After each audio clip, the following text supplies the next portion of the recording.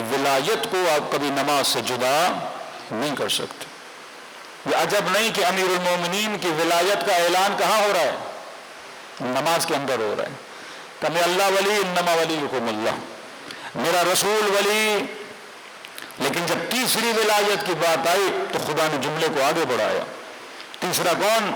یقیمون الصلاۃ، نماز قائم کرتے ہیں، ویؤتون الزکاۃ وہم راکعون، یہ نہیں کہا وہم ساجدون، یہ نہیں کہا تیسرا وہ ولی ہے جو نماز پڑھتا ہوا نظر آئے، سجدہ کرتا ہوا نظر آئے، جو حالت رکوع میں نظر آئے۔ اور سورہ بقرہ نے مسلمانوں کو، امت کو اشارہ کیا وَارْكَعُوا مَعَ الرَّاكِعِينَ، اے مسلم رکوع کرنے والوں کے ساتھ مل جاؤ۔ جب جب نماز کا ذکر آئے آواز آئی اقیموا الصلاۃ، نماز کو قائم کرو، یہ نہیں کہ نماز کو پڑھو، پڑھنا اور ہے قائم کرنا اور ہے۔ یزیدی نماز پڑھ رہے تھے، حسین نماز کو قائم کر رہے تھے۔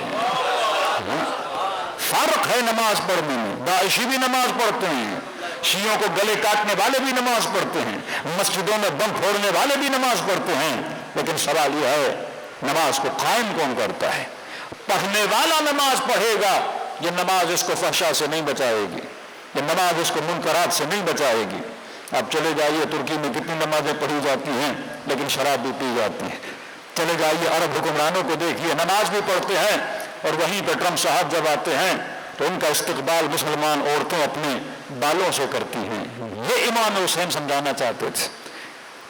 میں معالم الاسلام کو بلند کرنا چاہتا ہوں، اسلام کی نشانیاں، ایک مسلم معاشرے کی نشانی کہ عورت کے سر پہ کیا ہونا چاہیے؟ دوپٹہ ہونا چاہیے۔ اور وہیں پہ جب ٹرمپ آتے ہیں، کیا ضرورت تھی مسلمان نوجوان بچیوں کو کھڑا کر کے اور سروں کے بالوں کو کھول کے اس کا استقبال کیا جا رہا ہے؟ مطلب اسے پیغام دیا جا رہا ہے کہ ہم اپنے معالم اسلام سے دور ہو چکے ہیں۔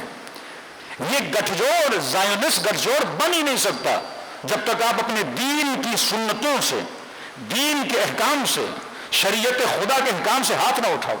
اور ہاتھ اٹھانے کے لیے ان کو بتانا ہوتا ہے، اگر میرے دین میں شراب حرام ہے تو میں آپ کے ساتھ ٹیبل پہ بیٹھ کے پینے کے لیے تیار ہوں۔ اگر میرے دین میں حجاب واجب ہے اور حکم خدا صریحتاً قرآن کی آیت میں واجب ہے، میں اپنی بچیوں کو لا کے اس کے سر سے دوپٹہ اتار کے وہ بالوں سے تمہارا استقبال کریں گی۔ یہ یکجہتی ہے، یہ اتحاد ہے، یہ مثلث ہے، یہ مثلث طاغوت، یہ تثلیث ہے کہ ہم تمہارے ساتھ ملنا چاہتے ہیں، یہ ان کو دکھانے کے لیے کیا جاتا ہے۔ امام حسین یہی کہنا چاہتے ہیں کہ امت کے اندر سے جو معالم اسلام، جو اسلام کی نشانیاں، ایک خاتون جب سر پہ چادر رکھ کے بازار میں یا کسی مال کے اندر جاتی ہے، مت سمجھے کہ میں جا رہی ہوں، آپ سنت اسلام کو لے کے چل رہی ہو، آپ مبلغ اسلام بن کے چل رہی ہو۔ ایک خاتون بدحجاب ہو کے مبلغ ویسٹ بن کے چلتی ہے، یہ خاتون حجاب کر کے مبلغ اسلام بن کے چلتی ہے۔ جب آپ اپنی صداقت پہ قائم رہتے ہو، اپنے وفا و وعدوں پہ قائم رہتے ہو، تو صرف آپ نہیں ہو، آپ معاشرے میں بتا رہے ہو کہ میں کس کو بلند کر رہا ہوں؟ اسلام کو بلند کر رہا ہوں۔ رسول خدا جب مکے سے جاتے ہیں، شب ہجرت امیر المؤمنین کو موت کے بستر پہ سلا کر جاتے ہیں، کس کی امانتیں تھیں؟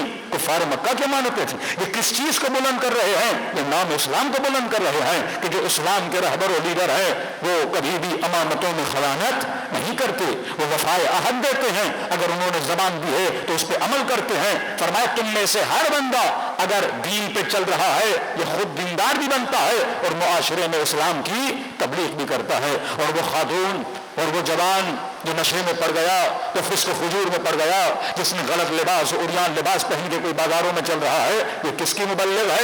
یہ شیطان کے دین کی مبلغ ہے، یہ مغرب کے نظام کی مبلغ ہے۔ تو مجھے پہچان ہونی چاہیے کہ میں کس کا مبلغ بننا چاہتا ہوں۔ کیا میں نظام ولایت کا مبلغ بننا چاہتا ہوں یا نظام طاغوت کا مبلغ بننا چاہتا ہوں؟ تو اگر طاغوت کا مبلغ ہو تو قیامت میں طاغوت کے ساتھ اٹھائے جاؤ گے، اور اگر ولایت کے مبلغ ہو تو قیامت میں امیر المؤمنین کے ساتھ اٹھائے جاؤ گے۔ صلوات پڑھیں محمد و آل محمد۔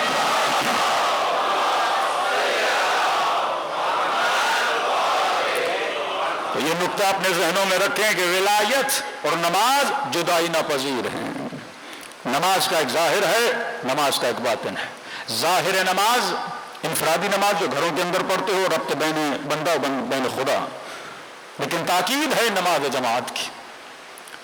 مکتب اہل بیت میں اکثر اعمال اجتماعی اعمال ہیں، جلوس اجتماعی، مجلس اجتماعی۔ ہماری یہ کہ جو بھی کام کرو ملو، شہر میں قحط آ گیا تو صحرا میں جاؤ مل جل کے دعا مانگو. بچہ بیمار ہے 40 مومنوں کو گھر پہ بلاؤ, تھوڑا کھانا کھلاؤ, اللہ کے دربار میں دعا مانگو. میدان عرفات اجتماعی, حج کے اعمال اجتماعی. اجتماعی مطلب معاشرتی, جمعی, لوگ مل کے کوئی عمل انجام دیں. کیونکہ جب تم ملتے ہو تو ایک ابوت بناتے ہو, جب تم ملتے ہو تو اپنی طاقت اور اپنا اظہار وجود کرتے ہو. اس کا اثر دنیا میں بھی ہے, اس کا اثر آخرت میں بھی ہے, کیونکہ ہم اہل دنیا ہیں اور ہم نے دنیا میں زندگی جینی ہے. اور دنیا کا مطلب یہ نہیں کہ ترک دنیا کر دو اور صرف فکر آخرت میں رہو. چھٹے امام کے زمانے میں امام جعفر صادق علیہ الصلوۃ والسلام